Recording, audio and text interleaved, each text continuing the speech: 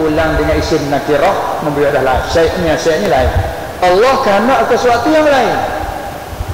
Wallazi aradallahu khair, dan barang yang kehendak oleh Allah itu lebih baik. Apa tu? Mana tak boleh nak balik balas. Lepas tu dibaca ayat al-rijalu qawwamuna 'alan nisa. Itu sebab nak turun ayat tu. Ana mai ayat lelaki itu ialah mengkatakan akan perempuan, isteri di bawah jagaan suami. Bila ada kesilapan, suami berhaklah pukul sebagai ajar. Wadribuhunna, maka tak boleh balas. Mulai daripada situ. Mana barat kami kehendak suatu perkara, kami kehendak suruh balas. Tapi Allah kehendak suatu lain, tak boleh balas. Hak Allah kehendak lebih baik, kita kena redha dengan qada dia. Tu tepat nak. Ar-rijalu qawwamun 'ala nisa. Baliklah si dua beranak itu tak ada apa-apa lah, maaf. Tengok. Ini pun demikian. Wa rabbuka yakhluqu ma yasha'u wa yaqtar ma kana lahumul khiyarah. Tidaklah bagi mereka itu pilihan, yakni atas pilihan Allah Subhanahu wa taala. Bagi kita tak ada pilihan. Hanya Allah pilih itulah. Ni panjang pula cerita oleh bawah tu, nota kaki turun tu deh. Kemudian kita teruskan dulu. Kemudian kata ia, yakni Syekh Surnubi lagi rahimahullah taala, maka bahwasanya redha dengan qada itu wajib ia dari kira-kira dari segi kehendaknya taala, yakni wajib ia pada syarak atas tiap-tiap orang yang mukallaf dengan ditilik kepada kehendaknya taala tu akan dia. Dia maknanya bila Allah melakukan sesuatu wajib kita redha dari segi tilik kehendak daripada Allah. Masalah seorang itu jatuh dalam maksiat, kita wajib redha dari segi takdir Allah.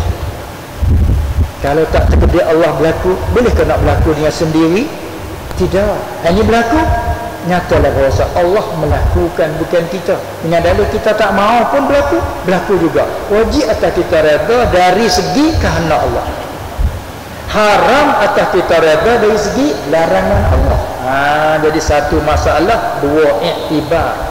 Ni macam kulit kita tengok sebelah luar ini nampak hijau, tapi bila kita buka pihak dalam putih pula. Jadi kulit yang satu, kita tengok dua pihak luar hijau, pihak dalam putih. Jadi kulit yang satu, kalau ditanya berapa warna, satu dua warna. Tak ke berlawanan. Bila putih tidaklah yang lain, bila hijau tidaklah yang lain. Ini hijau lagi putih, macam mana berhimpun? Tak ada berhimpun. Hijau pihak ini, putih pihak dalam. Itu masalahnya. Wajib kita redha tilik takdir dari Allah. Haram kita redha tilik pada ini larangan Allah. Kita tak boleh redha. Orang yang tak sembahyang haram kita redha dengan maksiat pula. Seorang itu melakukan derhaka pada Allah, kita redha dengannya, haram atas kita. Haram segi mana? Segi redha kepada larangan Allah. Adapun wajib atas kita redha maksiat yang berlaku, tilik takdir dari Allah. Itu pihak lain-lain. Pihak ini hijau, tengok pihak yang lain putih. Ada masalah. Orang tiga keluarga, tiga saudara. Yang tengah ni adik pun iya, abang pun iya. Ya tak? Yang tengah. Seorang ni, kamu ni kena mana yang seorang ni. Kata ni adik saya abang, saya juga adik. Macam mana? Kerana saya ada lagi kakak seorang. Dia kata, saya ada lagi seorang abang. Kalau itu, saya adik lagi abang. Ada masalah. Tapi orang tak faham, keliru. Saya hanya adik lagi abang. Macam mana kamu bercakap adik lagi abang? Adik nasabahnya abang saya, abang nasabah adik saya. Dan juga kita mempunyai anak, dan ada pula ayah. Kamu kan saya ni ayah lagi anaknya. Macam mana ayah lagi anaknya? Nasabahnya ayah kita anaknya. Nasabahnya kita punya anak, kita ayah anak kita. Ayah lagi anaknya, tak ada masalah. Ni betul tu haram redha lagi wajib redha. Macam mana? Wajib redha tilik pada semua perkara tak berlaku mereka dengan kehendak Allah. Haram redha tilik pada syariat ni haram, maksiat gitu. Itulah itu maksud kita nak ayat tu dah. Itu mana kata wajib ia redha tu dari segi kehendaknya Ta'ala, yakni wajib ia redha pada syarak atas tiap-tiap orang yang mukallaf dengan ditilik kepada kehendaknya Ta'ala akan dia atas suatu perkara itu, dan yang dicela akan dia ni atas pada yakni akan redha itu. Ni kembali pada ibarat kata bahawa redha dengan qada itu wajib ia, dan yang dicela atas pada wajib tu redha dengan qada itu yang dicela akan dia, yakni akan redha itu dari segi ditilik kepada usaha hambanya. Tilik pada usaha hamba ini haram. Melakukan minuman keras ini usahanya haram, tapi berlaku juga kerana takdir Allah. Itu wajib kita redha di segitu. Makna tengok atas bawah lah. Maknanya begitu. Maka berlainan oleh jihad dan i'tibar, yakni berlainan oleh hukum redha dengan qada itu pihak tilik dan kira juga. Kita kira ini hukumnya wajib, tilik pada usaha hamba tu haram. Dua tilikan. Dan sungguhnya telah berkata oleh musannif qaddasallahu ta'ala sirrahu pada setengah-setengah daripada beberapa qasidah baginya daripada Bahrul Wafid. Itu di segi ngaji ilmu arud syair dia ada nama 516 nama bahar dia. Ini bahar wafid. Kita nak kata syair kena ukur dengan wazan dia lah, bentuk dia panggil bahar wafid. Ukur dia apa? Mufa'alatun dia panggil bahar wafid. Wala yamna uzanhum min raja'in fa inna Allah ghaffaru dzunubi. Itu lagu dia bahar wafid. Macam kita ada selawat tu sallallahu ala Muhammad, itu bahar dia panggil majzu'ur ramal. Fa'ilatun ya Nabi salam alaika. Fa'ilatun sallallahu ala Muhammad. Dia panggil bahar ramal, tapi bukan sepenuh majzub dia, sebab susunnya dua ya, fa'ilatun 4 kali. Ini dia panggil bahar wafid dalam bentuk ilmu arud namanya. Tu banyak alat ilmu. Ni panggil bahar wafid. Ada pagi kita dah baca wa muhayyan apa tu, dia panggil bahar wafid. Wa muhayyan kasyamsi minka mudi'u. Itu lagu dia dah. Macam-macam pula tu orang yang dua orang dikir suka tu macam tu. Ahli lagu nyanyi penyanyi tu cara-cara lagu dia barulah masuk dengan paluan, kalau tidak berselerak lah. Tapi itu lagu wafid dia panggil. Wala ya mufa'alatun wala yamna huzambum min ja'in fa inna Allah ghaffaru dzunubi. Lain pada selawat Buddha tu. Selawat Buddha tu panggil bahar basit. Nama dia ada. Artinya, dan janganlah menegah akan dia, yakni akan seorang hamba oleh suatu dosa daripada harap akan rahmat Allah Subhanahu Wa Taala. Janganlah, walaupun kita jatuh dalam kesalahan, jangan kita putus asa daripada rahmat Allah. Tapi kalau kita bergantung dengan amalan, nanti kita bawa pada putus asa daripada rahmat Allah.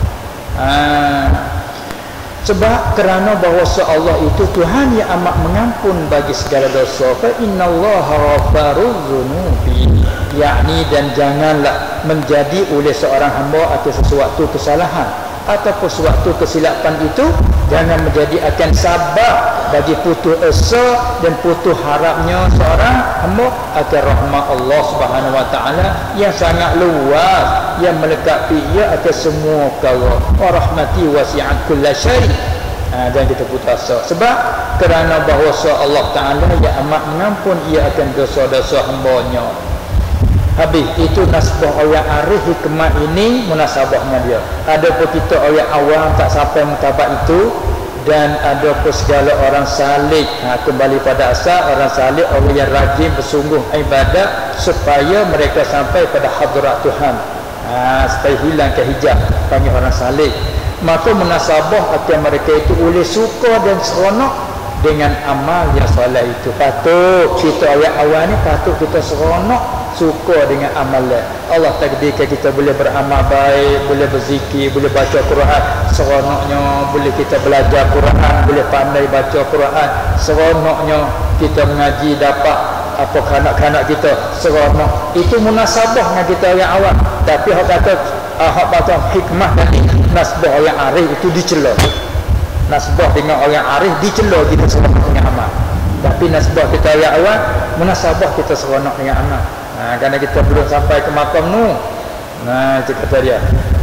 Adapun orang salih, maka munasabah akan mereka itu oleh suka dan seronok hati dengan amal yang soleh itu, dan oleh mendahulu takut mereka itu akan Allah yang melazimi ia akan kurang harap kepada rahmatnya subhanahu wa ta'ala ketika berlaku oleh suatu kesalahan. Nasbah kita awal patut kita mendahului khauf di atas rajak. Dia khauf, rajak. Khauf takutkan azab Allah, rajak itu harap ke rahmat Allah. Dua-dua tu kita bahajak dia perlu. Kalau nafsu kita masih buah, masih ganah, bahajak pada khauf ni barat macam penyemok lah, rotan lah untuk palu. Cikgu selalu dia ajar bawa rotan. Tu Quran. Bila pelajarnya apa nakal apa, wah, dia berjuru baik. Begitulah Allah bawa lembu jantan tu. Tu hanya pakai dua, kepala yang tarik satu, yang turut belakang satu. Apabila dia keluar atau ikut, wah, dia berjalan laju. Dia buat lama, wah, dia berjalan laju. Hak belakang nanti tuntun. Bila dia jalan laju nanti dia pergi rata. Hak depan pun nanti betul dia. Itu rajak. Maka kita ni pada asalnya nak khauf dia rajak itu sama. Tapi nasbah kita awam kena memberatkan khauf sikit lebih pada rajak.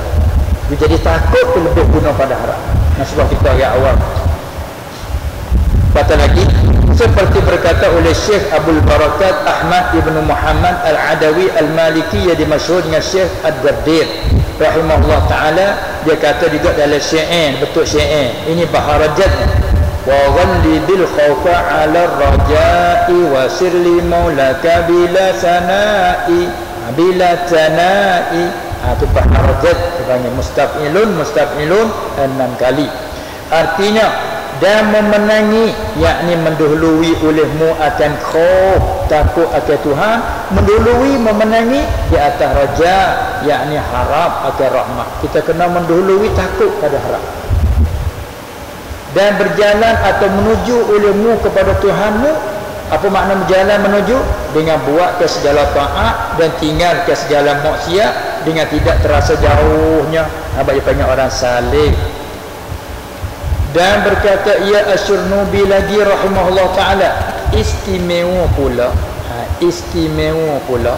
lebih-lebih lagi pula kata ni, kata terutama sekali la siyama, istimewa pula, terutama sekali pada ini zaman, terutama sekali pada ini zaman, ini masa yang nipis padanya pada ini zaman oleh agama, dan banyak oleh berani mengerjakan segala maksiat, dan sedikit padanya pada ini zaman oleh amanah. Terutama sekali di zaman yang nipis, iman nipis, zaman pula ia penuh dengan maksiat, banyak maksiat, sedikit amanah, tak boleh nak dipercayai. Walau kawan yang rapat kadang-kadang tak boleh dipercayai, luput amanah. Zaman yang sebegini, sangat lagi lah kita kena perlu kepada khauf, takut akan Allah lebih banyak. Itu kata dia. Sebab apa? Maka kerana bahawa Allah Ta'ala pakai maka ta'liliyah menepati ilat. Maka kerana bahawa Allah Subhanahu Wa Ta'ala telah menjadi ia akan segala amalan yang soleh itu menjadikan sabab bagi mengangkatkan segala darajat pada negeri akhirat. Usaha pada baik tu sabab bagi mengangkat kita kepada kebaikan di akhirat.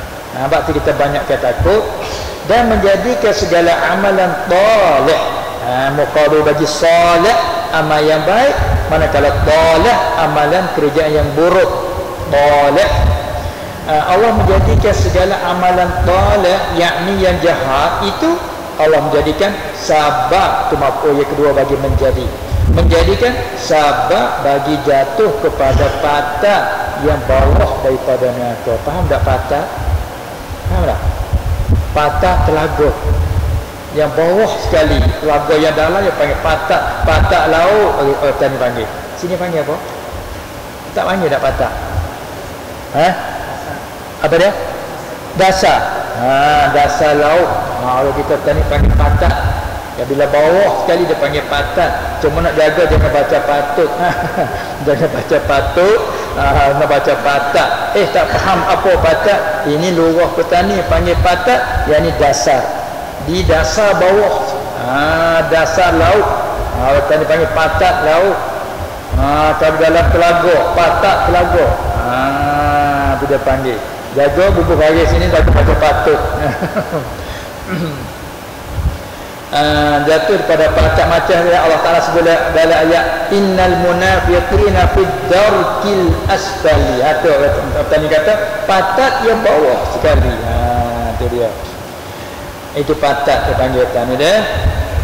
Dengan sebab Allah Ta'ala menjadikan amal buruk, amal jahat itu sebab bagi jatuh kepada patah dasar yang bawah daripada neraka. Salihlah bahasa tu. Masing-masing tempat panggil apabila kita faham maksud, salih turut bahasa tempatan. Wal'iyazabillah. Dan berkata As-Surnubi lagi rahimahullah ta'ala, dan sungguhnya dihimpunkan antara ini hadis. Maksud ini hadis, yakni hadis Abi Hurairah yang telah data di awal. Kerana ini hadis yang dia apa, yakni hadis Abi Hurairah radhiyallahu ta'ala anhu yang tersebut itu. Dan dihimpun antara ini ayat udkhulul jannata bima kuntum ta'malun, suratul Nahl.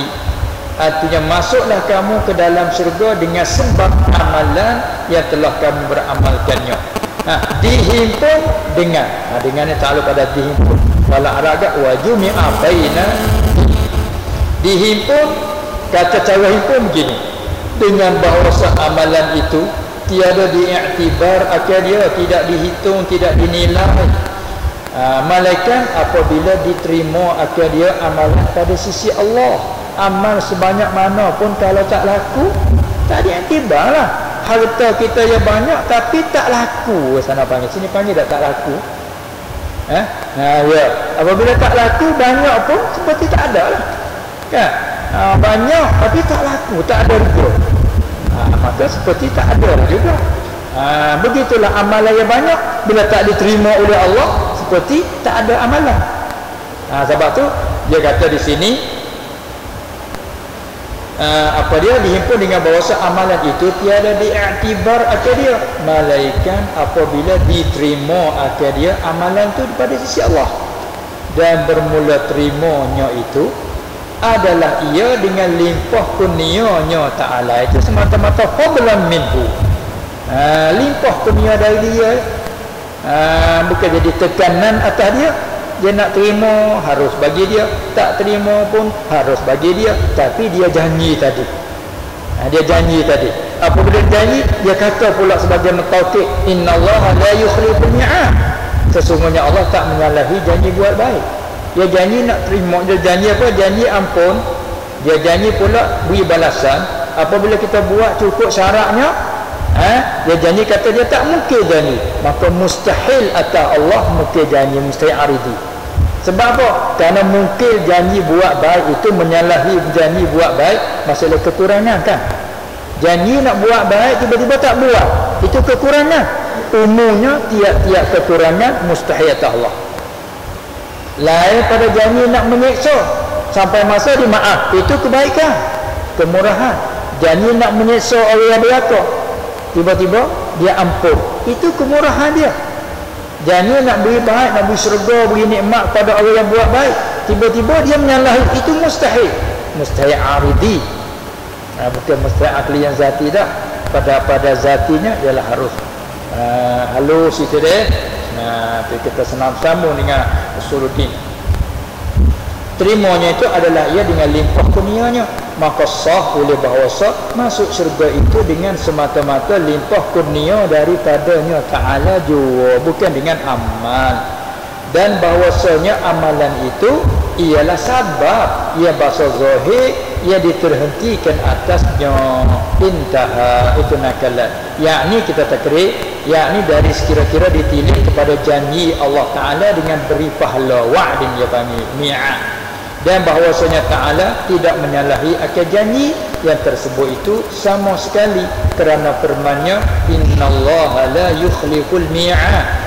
Ayat ni ada di surah Ali Imran ayat 9 dan juga di surah Ar-Ra'd ayat 31.